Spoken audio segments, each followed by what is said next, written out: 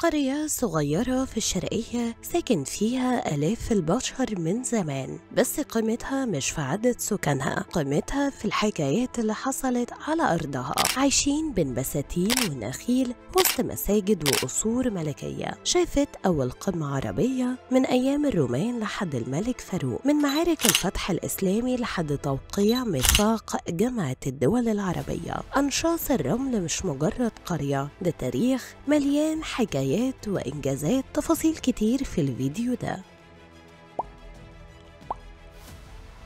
لو حد فينا جه يقولك فين الشرقية، ممكن أول حاجة تيجي في بالك إنها محافظة زراعية كبيرة مشهورة بالرز والقمح والخضرة، بس الحقيقة إن الشرقية مش بس أرض زراعة، دي كمان حتة من تاريخ مصر اللي ما ينفعش يتنسي، لأنها مليانة آثار وقصص حصلت عليها من أيام الفراعنة لحد العصر الحديث. ومن بين كنوز الشرقية في قرية صغيرة اسمها أنشاص الرملة، واللي ساعات ناس كتير ما تبقاش عارفة قيمتها التاريخية. القرية دي مش مجرد مكان عادي، دي أرض شافت أحداث تقيلة جدا على مر العصور.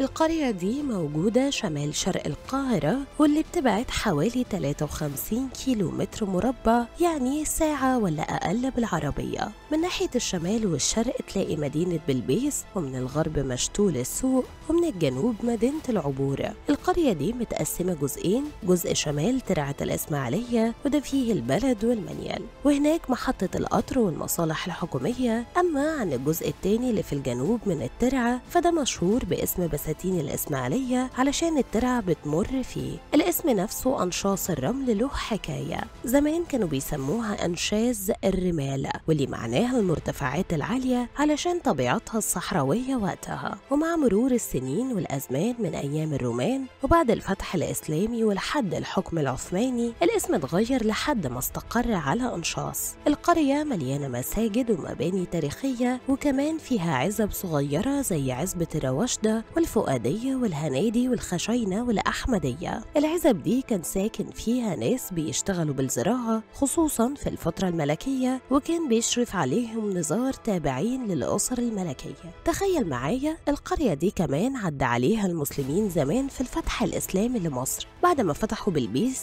جم على أنشاص وقعدوا فيها حوالي شهر. في الوقت ده جيوش الرومان بقيادة أرطبون كانوا متمركزين هناك، ودارت بينهم وبين المسلمين معركة شهيرة اسمها معركة الجيوب. المسلمين انتصروا فيها ومنها كملوا على القاهرة وحصروا حصن بابليون. يعني القرية دي شافت لحظات فارقة في تاريخ مصر كلها. مش بس كده، من الأحداث الضخمة اللي حصلت على أرض أنشاص إنها شهدت أول قمة عربية سنة 1946، وده كان في قصر زهراء أنشاص. القصر ده كان ملك الملك فاروق، وهناك اتجمع قادة وملوك 7 دول عربية: مصر، السعودية، سوريا، لبنان، الأردن والعراق واليمن. وقعوا ميثاق جامعة الدول العربية، ودي كانت لحظة تاريخية خلت أنشاص مش بس على خريطة مصر ولكن كمان على خريطة العالم العربي كله. وقتها الملك فاروق اهتم جدا ان القمة دي تطلع في أجمل صورة. الملكية الخاصة اشتغلت على قدم وساق علشان يجهزوا المكان، عملوا خيام عربية،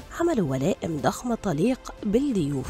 وكان في شيخ معروف من المنطقة اسمه الشيخ عطية خشينة، هو اللي تولى موضوع توفير الخدمات والضيافة للملوك والرؤساء. الناس كلها لحد النهاردة بتحكي قد ايه الراجل ده نجح في المهمة دي. الملك فاروق اتبسط منه جدا وأكرمه انه اداله مساحة أرض كبيرة سكن فيها هو وأهله، وسميت المنطقة دي بعد كده عزبة الخشينة تكريما ليه. ومن المعالم المهمة كمان في أنشاص مسجد الملك فاروق، والمسجد ده موجود في بساتين الإسماعيلية بعزبة الرواشدة، وقريب من طريق مصر الإسماعيلية الزراعي، واللي بيقال إن المسجد اتبنى في فترة حكم الملك فؤاد الأول حوالي سنة 1923، وقت ما بدأوا يعملوا بساتين أنشاص اللي أخدت حوالي 4 سنين تجهيز، واتصرف عليها مبلغ ضخم وقتها واللي وصل ل50,000 جنيه. غير المسجد أنشاص في قصر الملك فاروق وحديقة الصبار وحدائق الخاصة الملكية والاسطبل الملكي ومنازل منازل النظار وحتى مخازن وغرف خدمات من أيام الملكية. كل المباني دي بتشهد إن المكان ده كان مليان حياة واهتمام من الملوك، اللي يخلي الشرقية بشكل عام وأنشاص بشكل خاص